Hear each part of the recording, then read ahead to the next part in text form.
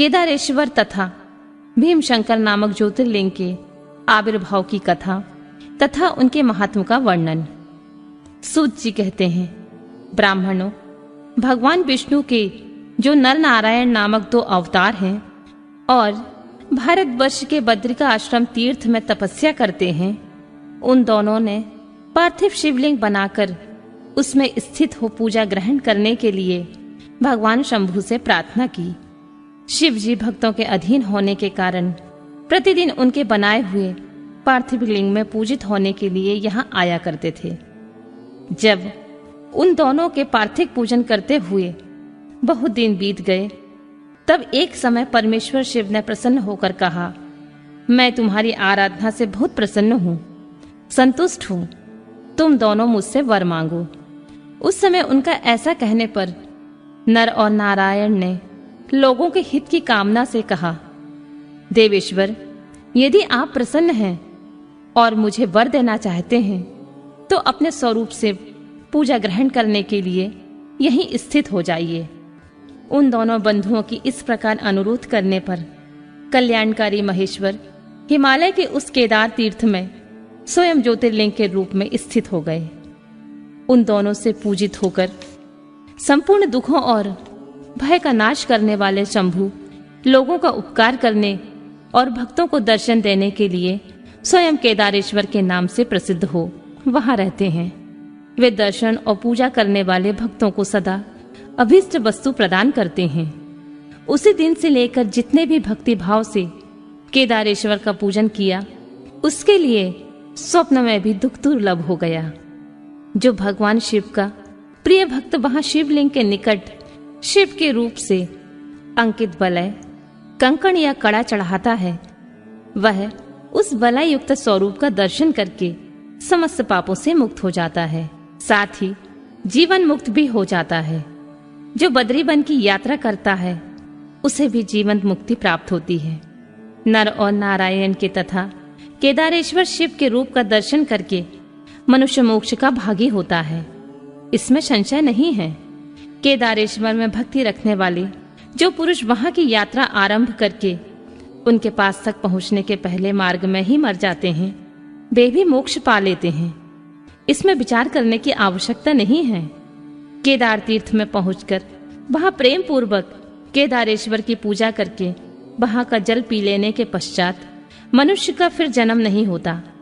ब्राह्मणों, इस भारतवर्ष में संपूर्ण जीवों को भक्ति भाव से भगवान नर नारायण की तथा केदारेश्वर शंभु की पूजा करनी चाहिए। अब मैं भीमशंकर नामक ज्योतिर्लिंग का महात्म कहूंगा। कामरूप देश में लोकहित की कामना से साक्षात भगवान शंकर ज्योतिर्लिंग के रूप में अवतीर्ण हुए थे। उनका यह स्वरूप कल्याण और सुख का आश्रय है। ब्राह्मणों, पूर्व काल में एक महापराक्रमी राक्षस हुआ था जिसका नाम था भीम। वह सदा धर्म का विध्वंस करता और समस्त प्राणियों को दुख देता था। वह महाबली राक्षस कुंभकर्ण के वीर और करकटी के गर्भ से उत्पन्न हुआ था तथा अपनी माता के साथ साहा पर्वत पर निवास करता था। एक दिन समस्त लोगों को दुख देने वाले भयानक पराक्रमी दुष्ट भीम ने अपनी माता से पूछा, माँ, मेरे पिताजी कहाँ हैं? तुम अकेली क्यों रहती हो? मैं यह सब जानना चाहता हूँ, अतः यथार्थ बात बताओ। करकटी बोली, बेटा, रावण के छोटे भाई कुंभकर्ण तेरे पिता हैं। भाई सहित उस महाबली वीर को श्री राम ने मार डाला। मेरे पिता का नाम करकट और माता का नाम पुष्कसी था। विराध मेरे पति थे जिन्हें पूर्व काल में राम ने मार डाला। अपने प्रिय स्वामी के मारे जाने पर मैं अपने माता पिता के पास रहती थी। एक दिन मेरे माता पिता अगस्त मुनि के शिष्य तुच्छीर्ण को अपना आहार बनाने के लिए गए। वे बड़े तपस्वी और महात्मा थे। उन्होंने कुपित होकर मेरे माता पिता को भस्म कर डाला। वे दोनों मर गए। तब से मैं अकेली होकर बड़े दुख के साथ इस पर्वत पर रहने लगी। मेरा कोई अवलंब नहीं रह गया है। मैं असहाय और दुख से आतुर होकर यहाँ निवास करती थी। इसी समय महान बल पराक्रम से संपन्न राक्षस कुंभकर्ण, जो रावण के छोटे भाई थे, यहाँ आए। उन्होंने बलात् मेरे साथ समागम किया। फिर वे मुझे छोड़कर लंका चले गए। तत्पश्चात तुम्हारा जन्म हुआ। तुम भी पिता के समान ही महान बलवान और पराक्रमी हो। अब मैं तुम्हारा ही सहारा लेकर यहाँ कालक्षेप करती हूँ। सूत जी कहते हैं, ब्राह्मणों, करकटी की यह बात सुनकर भयानक पराक्रमी भीम कुपित हो विचार करने लगा कि मैं विष्णु के साथ कैसा बर्ताव करूं। इन्होंने मेरे पिता को मार डाला, मेरे नाना नानी भी उनके भक्त के हाथों मारे गए, विराट को भी इन्होंने मार डाला और इस प्रकार मुझे बहुत दुख दिया। यदि मैं अपने पिता का पुत्र हूं तो श्री हरि को अवश्य पीड़ा दूंगा। ऐसा निश्चय करके भीम महान तप करने के लिए चला गया। उसने ब्रह्मा जी को प्रसन्न करने के लिए 1000 वर्षों तक महान तप किया। तपस्या के साथ साथ वह मन ही मन इष्ट देव का ध्यान किया करता था। तब लोक पितामह ब्रह्मा उसे वर देने के लिए गए और इस प्रकार बोले, भीम, मैं तुझ पर प्रसन्न हूँ, तुम्हारी जो इच्छा हो उसके अनुसार वर मांगो। भीम बोला, देवेश्वर कमलासन, यदि आप प्रसन्न हैं और मुझे वर देना चाहते हैं तो आज मुझे ऐसा बल दीजिए जिसकी कहीं तुलना ना हो। सूत जी कहते हैं, ऐसा कहकर उस राक्षस ने ब्रह्मा जी को नमस्कार किया और ब्रह्मा जी भी उसे अभिष्ट वर देकर अपने धाम को चले गए। ब्रह्मा जी से अत्यंत बल पाकर राक्षस अपने घर आया और माता को प्रणाम करके शीघ्रता पूर्वक बड़े गर्व से बोला, माँ, अब तुम मेरा बल देखो। मैं इंद्र आदि देवताओं तथा इनकी सहायता करने वाले श्री हरि का महान संहार करूंगा। ऐसा कहकर महापराक्रमी भीम ने पहले इंद्र आदि देवताओं को जीता और उन सबको अपने अपने स्थान से निकाल बाहर किया। तदनंतर देवताओं की प्रार्थना से उनका पक्ष लेने वाले श्री हरि को भी उसने युद्ध में हराया। फिर प्रसन्नता पूर्वक पृथ्वी को जीतना प्रारंभ किया। सबसे पहले वह कामरूप देश के राजा सुदक्षिण को जीतने के लिए गया। वहां राजा के साथ उसका भयंकर युद्ध हुआ। दुष्ट असुर भीम ने ब्रह्मा जी के दिए हुए वर के प्रभाव से शिव के आश्रित रहने वाले महावीर महाराज सुदक्षिण को परास्त कर दिया और सब सामग्रियों सहित उनका राज्य तथा सर्वस्व अपने अधिकार में कर लिया। भगवान शिव के प्रिय भक्त धर्म प्रेमी परम धर्मात्मा राजा को भी उसने कैद कर लिया और उनके पैरों में बेड़ी डालकर उन्हें एकांत स्थान में बंद कर दिया। वहां उन्होंने भगवान की प्रीति के लिए शिव की उत्तम पार्थिव मूर्ति बनाकर उन्हीं का भजन पूजन आरंभ कर दिया। उन्होंने बारंबार गंगा जी की स्तुति की और मानसिक स्नान आदि करके पार्थिव पूजन की विधि से शंकर जी की पूजा संपन्न की। विधि पूर्वक भगवान शिव का ध्यान करके वे प्रणय युक्त पंचाक्षर मंत्र ओम नमः शिवाय का जाप करने लगे। अब उन्हें दूसरा कोई काम करने के लिए अवकाश ही नहीं मिलता था। उन दिनों उनकी साध्वी पत्नी राजबल्लभा दक्षिणा प्रेम पूर्वक पार्थिव पूजन किया करती थी। वे दंपति अनन्य भाव से भक्तों का कल्याण करने वाले भगवान शंकर का भजन करते और प्रतिदिन उन्हीं की आराधना में तत्पर रहते थे। इधर वह राक्षस वर के अभिमान से मोहित हो यज्ञ कर्म आदि सभी धर्मों का लोप करने लगा और सबसे कहने लगा, तुम लोग सब कुछ मुझे ही दो। महर्षियों, दुरात्मा राक्षस की बहुत बड़ी सेना साथ ले उसने सारी पृथ्वी को अपने वश में कर लिया। यह वेदों, शास्त्रों, स्मृतियों और पुराणों में बताए हुए धर्म का लोप करके शक्तिशाली होने का कारण सबका स्वयं ही उपभोग करने लगा। तब सब देवता और ऋषि अत्यंत पीड़ित हो महाकोशी के तट पर गए और शिव का आराधन करने और स्तवन करने लगे। उनकी इस प्रकार स्तुति करने पर भगवान शिव अत्यंत प्रसन्न हो देवताओं से बोले, देवगण और महर्षियों, मैं प्रसन्न हूँ, वर मांगो, तुम्हारा कौन सा कार्य सिद्ध करूं?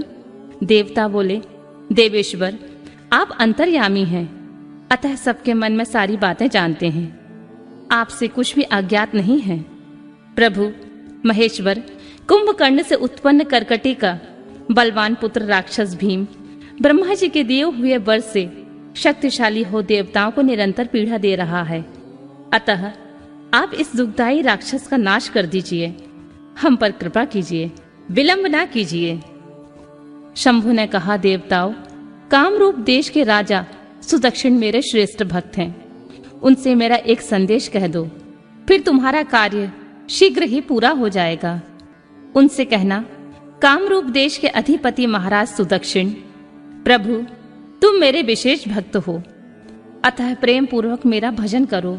दुष्ट राक्षस भीम ब्रह्मा जी का वर पाकर प्रबल हो गया है, इसलिए उसने तुम्हारा तिरस्कार किया है, परंतु अब मैं उस दुष्ट राक्षस को मार डालूंगा, इसमें कोई संदेह नहीं है।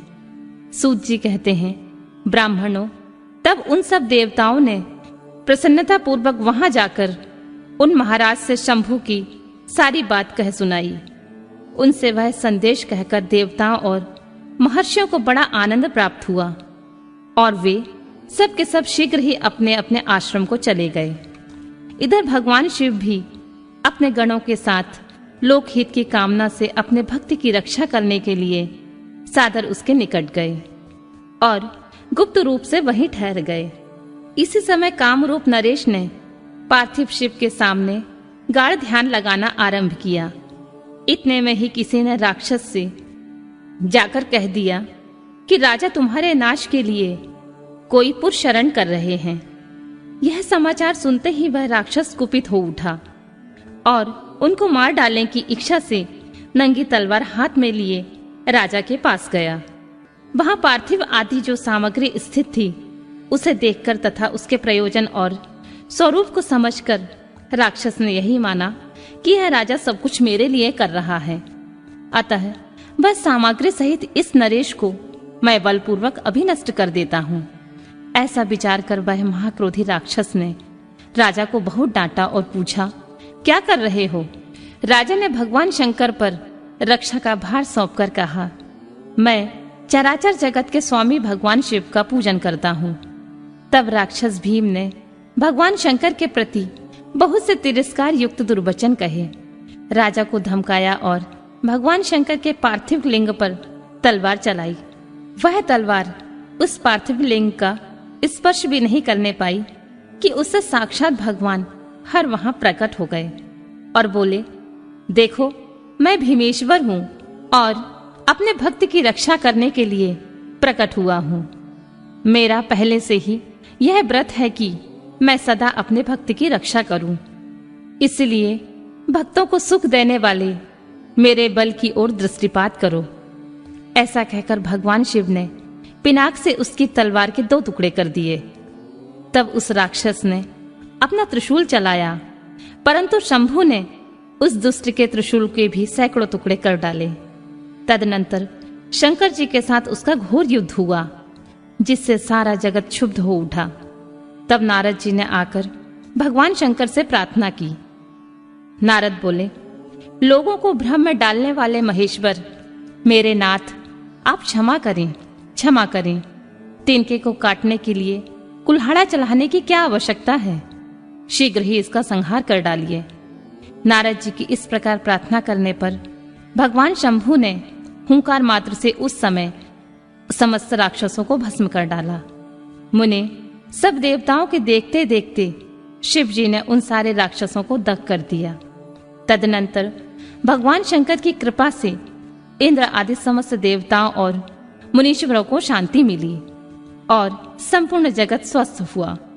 उस समय देवताओं और विशेषतः मुनियों ने भगवान शंकर से प्रार्थना की, प्रभु आप यहाँ लोगों को सुख देने के लिए सदा निवास करें।